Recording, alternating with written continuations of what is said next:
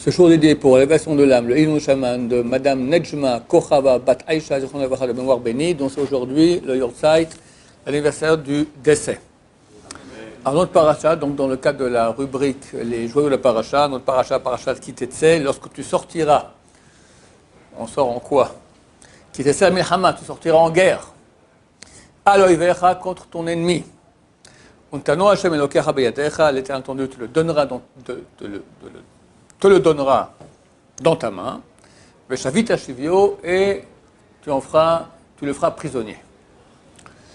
Bon, alors, il y a le sens simple, on parle de partir en guerre, et tous les commentateurs, presque sans exception, parlent Elul. Nous sommes maintenant, voilà, dans 3 semaines, ce soir exactement, chez Mishmor. 3 semaines exactement ce soir au rang de Rosh Hashanah, le jour du jugement terrible. Qui me racontait encore ce Shabbat, quelqu'un m'a raconté, mon voisin il est très proche du Rav Steinman. Et il y a un livre qui vient de sortir sur Rav Steinman fantastique, il y a beaucoup d'histoires très bien. On raconte là-bas qu'une fois il a été dans un problème de thérapie.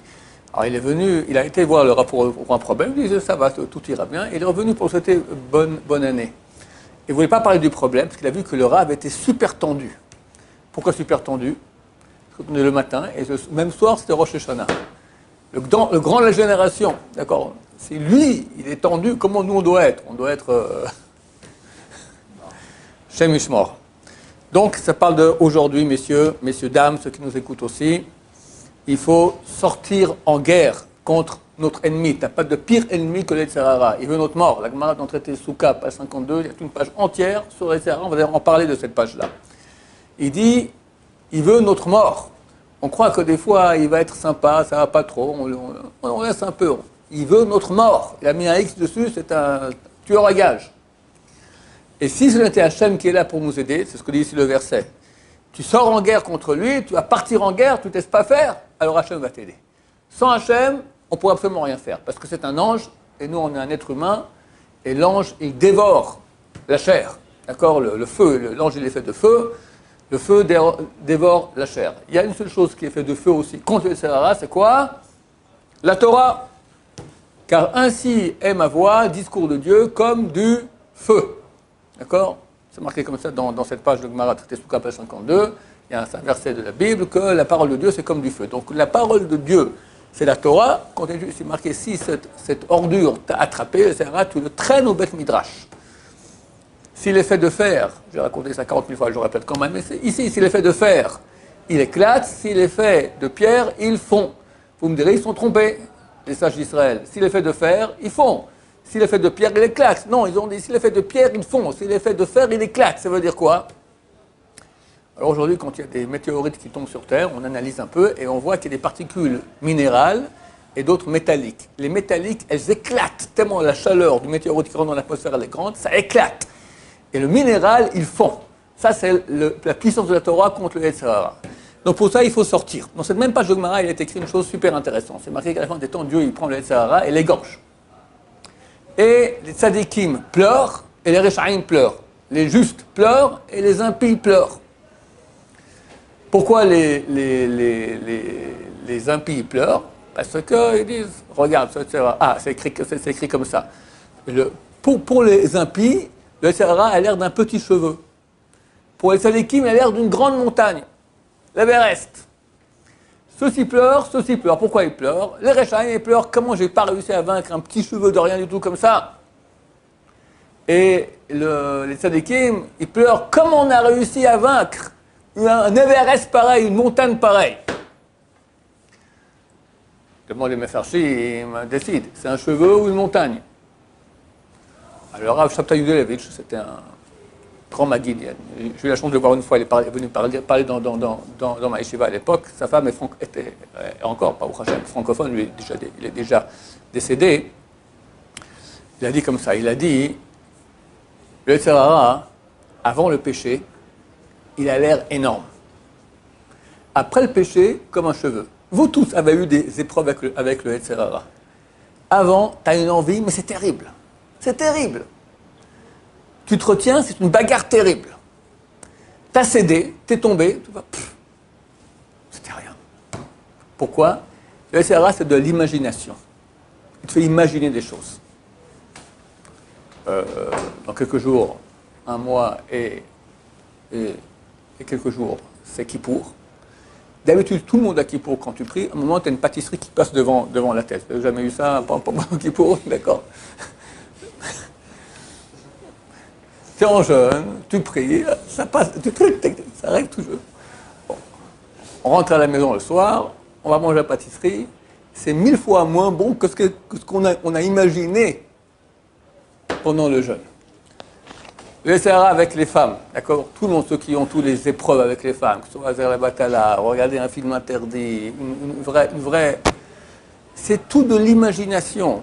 D'ailleurs, les grands spécialistes savent très bien la mode, tout ça. Ils ne vont pas montrer, ils vont suggérer. La suggestion, elle fait beaucoup plus que la réalité. Parce que ça fait travailler, ça flambe l'imagination. C'est ça.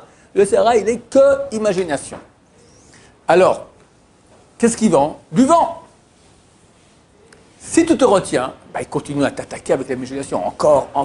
Tu dois te battre. C'est dur. C'est une montagne énorme. Si tu cèdes, vu qu'en fait tout ce qui t'a vendu c'est de l'imagination, c'est rien. Sur le terrain, c'est rien. C'est rien. Tous les plaisirs, ils sont très très courts. Et après, il n'y a plus rien. Tu n'as rien gagné. Tu as senti que tu aurais pu facilement te retenir. C'est ça à la fin des temps. Les sadikim, ils pleurent. Et les Rechaim, ils pleurent. Rechaim me dit, c'était un petit cheveu de rien. Quel plaisir je vais pour finir. C'était rien. J'aurais pu le vaincre. Que de la méditation. Je me suis rendu compte que c'était rien du tout. Les sadikim qui n'ont pas franchi pour aller faire le péché, alors ils restent en bataille sans cesse. C'est une montagne énorme. Comment on a réussi à vaincre cela? Pourquoi ils pleurent? Rachid dit parce qu'ils se souviennent de toute la souffrance qu'ils ont eue. D'autres disent non, c'est exactement ce que dit ici la paracha. On se rend compte qu'on n'a rien fait. On est sorti et c'est Hachem nous a donné. Hachem nous a aidés. On pleure de reconnaissance à Hachem. Combien il nous a aidés à vaincre le Yetzer Hara. Et comme commence ici la paracha avec les mots Kitetsé, lorsque tu sortiras. C'est quoi lorsque tu sortiras? Le Gaon de Vilna fait un commentaire pareil. C'est écrit, la première fois on voit les Sahara dans l'histoire, c'est le serpent originel. Il fait pécher le premier homme, et après il fait pécher aussi Caïn. Caïn qui va aller tuer Hevel. Et Dieu vient, avant que Caïn tue Hevel, Hevel, son sacrifice a été reçu, et celui de Caïn n'a pas été reçu. Et Caïn, il est en déprime. Pourquoi lui et pas moi? D'accord? Alors Dieu lui dit, impérative 7, si tu vas faire le bien, t'en fais pas. Ça ira bien, tu vas monter, tu vas t'élever, et tout ira bien. Tu ne vas pas être déprimé. Vim lotetiv, tu ne feras pas le bien. Le petach hatat roves. À l'ouverture, le péché se tient. C'est quoi l'ouverture? Regarde, le vilain, il dit comme ça. Kitetsé, tu sortiras. C'est à l'ouverture qu'a lieu la bataille. Si on laisse rentrer les Serara, même un peu, c'est fichu. Tu laisses une petite entrée. Vous tous qui avez des portables, vous avez eu des portables, vous savez. Bon, je vais faire attention. D'accord? Moi, je n'ai jamais eu ça, mais j'ai eu des élèves, c'était il y a 20, 30 ans, qui au début, ils m'ont dit, je défie quelqu'un qui a un portable de ne pas déraper une fois sur un film interdit. C'est presque impossible, paraît-il. D'accord? Et ça, tu dis, je vais tenir. Puis un jour, tric, tu tombes dans le panneau. Pourquoi tu l'as laissé entrer? Un tout petit peu. Alors tu tiens une fois, 2 fois, 3 fois, au bout d'un moment, tu tombes dans le panneau. Et une fois que tu tombes, tu retombes. J'ai eu ici une fois un élève, Hachem Ishmor, terrible, on a fait un camp d'été. Un bon garçon, complètement addicté aux films pornographiques, complètement. Il m'a dit comment ça? Lui, il n'avait pas de portable, il ne voulait pas avoir un truc pareil. Et il y a eu un camp, c'est pas le nôtre, un autre, dans sa jeunesse, tout ça, et il y a eu un concours de Torah. Et le premier prix, c'était un iPad. Et alors ils font le concours, puis après, parmi tous les meilleurs, il y avait un tirage au sort, et celui qui gagnait, et qui a gagné? Lui, il a prié qu'il ne gagne pas, c'est lui qui a gagné le iPad. Misken. Et un beau jour, hop, c'est à l'attaque, il regarde un truc interdit. Il m'a dit à la fin, tu as des propositions d'autres films. Ah, tu as un truc encore pire. Et après, encore pire. Et en une après-midi, il est arrivé au fin fond du mal possible imaginable. Addicté, déprimé. Beaucoup de gens, il y a des gens qui m'écrivent, qui sont addictés à ce. Ils pleurent, comme les drogués, d'accord? Au début, tu fumes un peu, puis après, tu deviens addicté et tu pleures, il te faut ta dose quotidienne. Terrible! Ils ont ni Olam Hazé, ni Olam Haba. Ils vont en enfer, et ici aussi, ils ont en enfer, les miskenim. Donc, qu'est-ce qu'il faut faire? Ne pas laisser rentrer. C'est ça. Qui te sait quand tu sortiras, C'est les pétards. À l'ouverture se trouve là-bas le péché. C'est là qu'il se trouve, c'est là qu'il faut se battre. On raconte qu'une fois, quelqu'un il a vendu sa maison, 300 000 euros. Il dit à l'acheteur, écoutez, le prix c'est 300 000 euros, c'est pour toute la maison. Moi je vous fais un rabais, je vous la vends 200 000 pour toute la maison, sauf un petit carré sur le mur, là au salon. Ce petit carré, centimètre carré, m'appartient. Tu me dis 100 000 euros pour un centimètre carré, ça vaut la peine, tout l'appartement, je laisse ça. Allez, marché conclu. Top, le type il fait Hanoukat Bait, l'inauguration à crémaillère de sa maison, c'est bien 10 personnes, lire ce qu'il faut, etc. Et la même nuit, 2 heures du matin, toc, toc, toc, on tape. Qui c'est? Le vendeur. Écoutez, ça ne vous dérange pas, j'aimerais mettre un clou dans mon centimètre. Bon, allez-y, c'est à vous, d'accord? Il va tac, tac, tac, tac, tac, il met un clou. Ok, 3 heures du matin, on tape à la porte, il va ouvrir, j'aimerais mettre mon chapeau sur le clou, ça ne vous dérange pas. 4 heures du matin, j'aimerais reprendre mon chapeau du clou. 5 heures du matin, j'aimerais mettre mon manteau. 6 heures du matin, je vais reprendre mon manteau. Et comme ça pendant une semaine, pour finir, le type il a quitté la maison et est parti. Ça, c'est le Yetzirah. Il te laisse-moi rentrer un tout petit peu. Après, il prend encore un peu, encore un peu, encore un peu. Le pétard, hatat rovet, le péché, il est à l'entrée. Il ne faut pas le laisser quitter de ses. Tu sortiras, il faut le vaincre. Donc, on voit ce même enseignement aussi. Abraham Avinu part en guerre contre les 4 rois. Les 4 rois qui ont vaincu les 5 rois. Ils sont super forts. Ils ont fait la guerre contre les Sodoméens, d'accord? Et là-bas, il y avait Lot. Et ils prennent Lot, toute sa famille, et tout le butin, tous les gens, ils partent. Abraham part tout seul avec son serviteur Eliezer. D'autres disent que c'était 317, je me souviens bien. Soldats, ils sont partis et ils gagnent la guerre contre eux. Vient le roi de Sodome, lui dit, donne-moi les personnes, tous les prisonniers, et prends pour toi tout le butin. Et Abraham Avinu lève la main et dit, je jure que je ne prendrai michut vatrochnal, ni un fil, ni un lacet de chaussure. Les sages d'Israël ont dit, c'est une Gemara dans Sota, qui dit, grâce au fait qu'il a refusé de prendre le butin, alors on a eu une mitzvah qui a un fil, c'est quoi? Les tzitziot, le tzitzit avec des fils. Et Strochna, à l'époque, les lacets, ce n'étaient pas des lacets en fil, c'était des lacets de lanières, d'accord, des sandales. C'est les lanières des tefilines, c'est la mitzvah des tefilines. Grâce au fait qu'Abraham Avinu a refusé de prendre tout le butin, pour pas que demain, le roi de Sodome dise, c'est moi qui ai enrichi Abraham. Moi, je veux qu'il douche Hachem. C'est Dieu qui m'a enrichi, je n'ai pas besoin maintenant du butin de personne. Ok, très bien. Alors, prends pas tout le butin. Mais tu dis, je ne prends même pas un fil et une lanière. À cause d'un fil, une lanière, on va dire que tu as pris tout le butin. Ça, c'est la méthode juive. Rien. On ne fait aucun cadeau au Yetzirah. Terminé. Parce que si je dis un fil, ça peut être un deuxième fil. Et après aussi, dans les journaux qui sont des grands menteurs, on va dire déjà, le roi de Sodome a donné une très grande partie de son butin à Abraham Avinu, etc., est terminé. S'il n'y a rien, c'est clair. On ne joue pas avec le Yetzirah. Il veut notre mort, il faut sortir, se battre à fond, à fond, à fond, pas laisser de place. Yaakov Avinu, il repart, quand il revient en terre d'Israël, d'accord, il arrive à un fleuve, ils font passer tout le monde, et il repart, et là il se fait attaquer par l'ange du mal, et le vainque. Pourquoi il est reparti? Chazal dit, il est reparti prendre des petits pots. Des petits pots. Pour des petits pots, tu te mets en danger comme ça? Laisse les petits pots et continue. Non, parce qu'on ne veut rien laisser au côté du mal. Le côté, avant le fleuve, c'était le côté de la vanne. Je ne veux rien laisser là-bas. On laisse rien, on se bat. Et ainsi, B'ezrat Hashem, Dieu vient et nous aide, et arrive à le vaincre. Alors il nous reste 3 semaines maintenant pour se battre. Chacun doit faire son bilan, voir pourquoi il est tombé, et mettre des barrières. Celui qui se dit, je ne vais pas retomber, il va retomber. Celui qui dit, je mets une barrière, il retombera aussi. Il faut mettre plusieurs barrières. Par exemple, on parlait maintenant, alors nous félicitons aussi, on fait une ovation publique à Raphaël qui a enlevé son Facebook aujourd'hui, etc. On espère encore Instagram, encore aujourd'hui, B'ezrat Hashem. D'accord? Plus rien. Supprimer le compte. Alors, tu veux supprimer le compte. Voilà, très bien. Je ne sais même pas ce que c'est, mais Baruch Hashem, je suis d'accord. D'accord. En 2 mots, pourquoi tu vas au bord de Yetzirah? Qu'est-ce que c'est avec le trou? C'est marqué que quelqu'un ne fait un péché, c'est aussi dans le traité Sota. Sota parle de la femme adultère, d'accord? Alors c'est marqué que quelqu'un ne fait un péché que si Nirnesa Bowarchtut, que si rentrait en lui un souffle d'idiotie.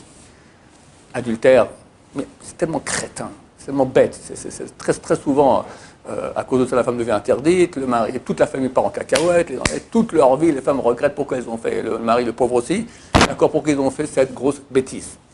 Un souffle de bêtise. Disent les sages d'Israël, c'est quoi un souffle de bêtise?